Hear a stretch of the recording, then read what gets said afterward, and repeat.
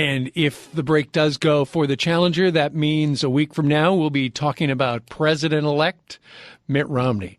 A guy who would love to see that is Congressman Bill Johnson. He's a Republican for Ohio. He represents proudly Ohio's 6th congressional district, and he joins us on the Newsmaker line. Good morning. Good day to you, Congressman. Good morning, Steve. How are you? Okay, I'm doing fine. Listen, you got a horse race here. How does, and it comes down to Ohio, everybody says, how does Mitt Romney wind up with OH in his column next Tuesday night? He needs to keep doing what he's doing, Steve, because the people here in Ohio know how important creating jobs and getting our economy back on track really are. I can tell you that here along the Ohio River, this is coal country, and it's also oil and natural gas country, and we're in a real dogfight with this administration about how to harvest and capitalize on our own natural resources. Mitt Romney and Paul Ryan understand that. Barack Obama simply does not.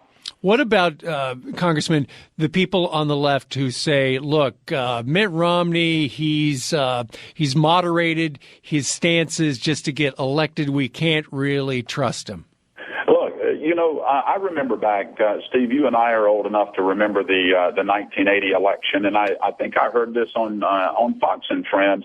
There was a reporter who asked Ronald Reagan a question back in 1980, and he said, Mr. Reagan, your plan calls for cutting taxes, but yet when you were governor of California, you raised taxes on everybody. What do you say to that? And Reagan kind of chuckled and he said, well, that's what makes me not such a good governor. And the thing about it is, Mitt Romney has been through the trials and tribulations of growing businesses, starting businesses, making payrolls and balancing budgets, running a state, working across party lines to get the job done and come out with a surplus in a heavily Democrat-controlled state. Right. So, I think there's a lesson to be learned here. The one thing that stands out that a lot of people on the left say is, Mitt Romney changed his position on abortion. Once upon a time, when he was the governor of the Commonwealth of Massachusetts, he was for it, and then later he changed his position. And we have heard him talk about, what went into that change of mind. But the thing about I don't think it's fair necessarily to hold a politician to one political viewpoint through their entire life. I would like people actually being able to, change their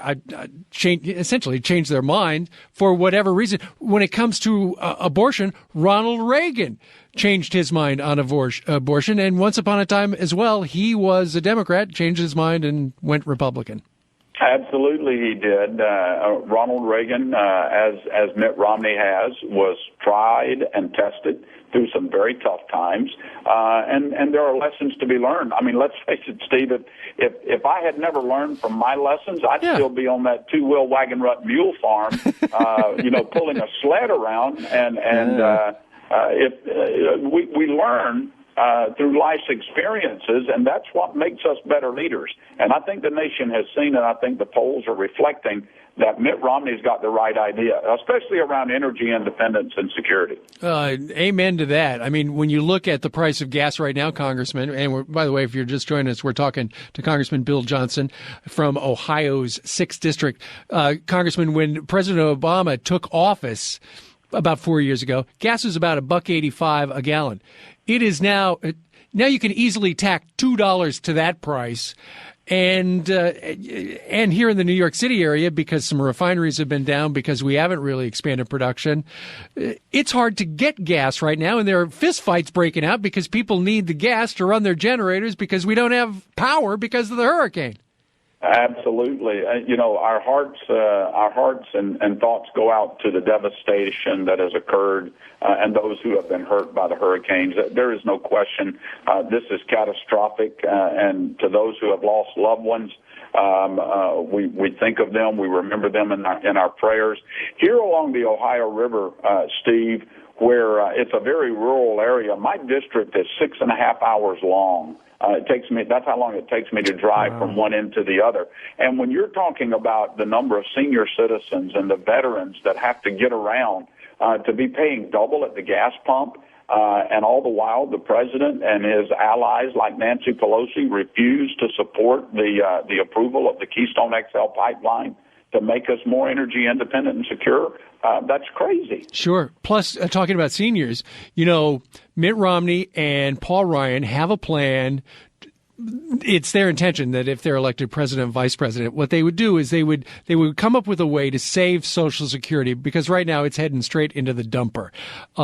They would also have a plan to save Medicare, which is terrific because there are a lot of seniors on both those programs. And look, seniors are smart. They might go, yeah, I'm on it right now. I don't want anything to change. But at the same time, if it goes bankrupt, I might wind up like one of those people in Greece who's holding a pitchfork outside the Capitol. Yeah, Steve, the negative ads that have been run not only against Mitt Romney and Paul Ryan, but in my campaign as well, talking about the fact that, or the claim that we want to end Medicare as we know it. We know that's, PolitiFact says that's the biggest political lie of 2011. Let me give you another one. My opponent, Charlie Wilson, here in the 6th District, he was the congressman for 2 years. He voted for the health care law. It was found by the Ohio Election Commission in a 4-0 ruling, including 2 members of his own party, that there was probable cause that he's lying about my record on Medicare. Yeah, I think it is one of the most irresponsible, egregious things that's going on right now is how they want to frighten our seniors in order to win an election when they know the truth. And the truth is, by the president's own admission, it's going bankrupt by 2024. And we've got the only plan that's going to guarantee current seniors keep their Medicare benefits. And see, that's just at the other side goes. They're going to change Medicare, Social Security like you've never seen it before. That's right. You've got to come up with a plan because the current plan is going bankrupt. And your side does have a plan, and the President of the United States has just been skating along saying, we got to do something about it right now, but I have no plan. I have no intention of changing anything. That is like an ostrich burying his head in the sand because you know that there's going to be a truck that's going to run over you. Steve, it's the same bury your head in the sand philosophy that played out in the Middle East that caused the disaster in Libya that we see now playing out in front of us. This administration has got a history of putting their head in the sand, whether it's energy, whether it's jobs in the economy, whether it's health care, or whether it's foreign policy. You can't lead from behind, Steve, and be the strongest nation in the world. Yeah, and you know what? The thing, Congressman, about what happened in Libya where 4 Americans were murdered, 4 brave Americans, was the fact that now with this cable that Fox News has gotten our hands on, less than a month before September 11th and the day those people died, they warned the headquarters. They sent something to Hillary Clinton and other high-ranking officials. Hey, the consulate staff, we feel like sitting ducks. If there is an organized attack on us, it's not going to end well. And the thing is, the only place you're going to see this story, because it is a big story, is Fox News Channel. And it looks, Congressman, to a lot of people like the mainstream media just covering for their guy because it's very unflattering. Well, I heard Brian Kilmeade say this one day on Fox and Friends. He said, we used to say the media leans to the left. They're no longer leaning to the left. They're in the pool. In fact, they're in the deep end of the pool, up to their necks, campaigning and working to try and see that this administration stays in office for another 4 years. And I'm telling you, from a jobs and the economy perspective, an energy perspective, and from a national security perspective, we cannot handle that. What happened in Libya, Steve, is just an absolute. It's a failure of leadership. The bad guys are probing at America's resolve to find out just how far they can push us, and we gave them the wrong answer. in our response and in our preventive actions leading up to Libya in the first place. Well, there are 18 electoral votes hanging in the balance in the state of Ohio, and he represents Ohio's 6th congressional district. Representative Bill Johnson, thank you for appearing today on behalf of Mitt Romney. Okay, thanks, Steve. Good to talk with you. A real pleasure to meet you, sir.